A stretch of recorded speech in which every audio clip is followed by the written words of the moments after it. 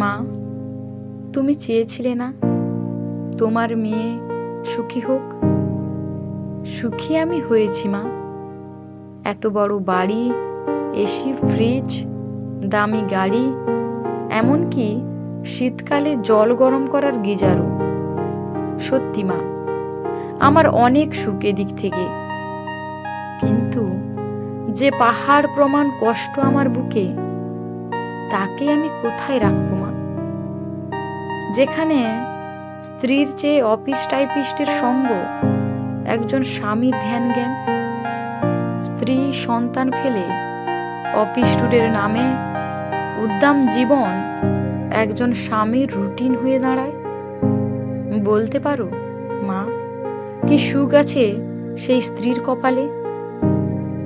Office ফেরত স্বামীর যত্ন করার জন্য, তার আদর পাবার জন্য যখন একজন স্ত্রী এক বুক আশা নিয়ে অপেক্ষা করে, আর তাকে উপেক্ষা করে যে স্বামী ল্যাপটপে বান্ধবীর উষ্ণ চ্যাটে নিজেকে তৃপ্ত করে, যেখানে সম্পর্ক শুধু গলার একটা সুতো আর কপালের লাল রং হয়ে মিথ্যে শোভা পায়, সেই সম্পর্কে কত সুখ আছে মা, বলতে পারো? হয়তো এটাই জীবন, আধুনিক জীবন, যেটা আমি শিখিনি মা, উচ্চ শিক্ষিতা না হবার জন্য। কি করব বলো? বড় হলে দেখতে খারাপ হয়ে যাব বলে তোমরাই তো আমাকে 11য় পড়তে পড়তে বিয়ে দিয়ে দিলে।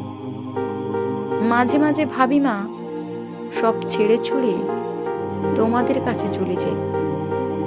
কিন্তু যখন মনে পড়ে ফ্ল্যাট বাড়ির বউ করার জন্য পেনশনের বেশিরভাগ অংশ বিক্রি করে আর জমানো টাকা নিঃশেষ করে বাবা আমার এই সুখটা নিয়েছিল, তখন তোমাদের কাছে গিয়ে তোমাদের বোঝা হয়ে তোমাদের শেষ জীবনের হাসিটুকু কেড়ে নেওয়ার সাহস হয় না মা।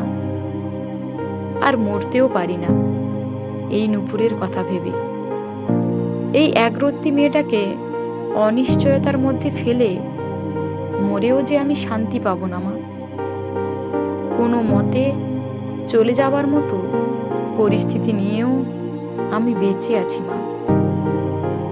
আমার মতো অনেকেই বাঁচে এভাবে, তাদের বাবা মায়ের মুখে হাসি ফোটাতে।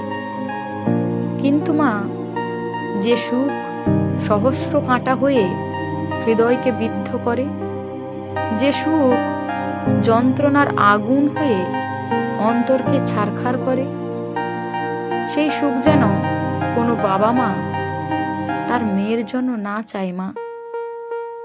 এ অনুরোধ আমার মতো হাজার হাজার সুখে থাকা মেয়ের মা।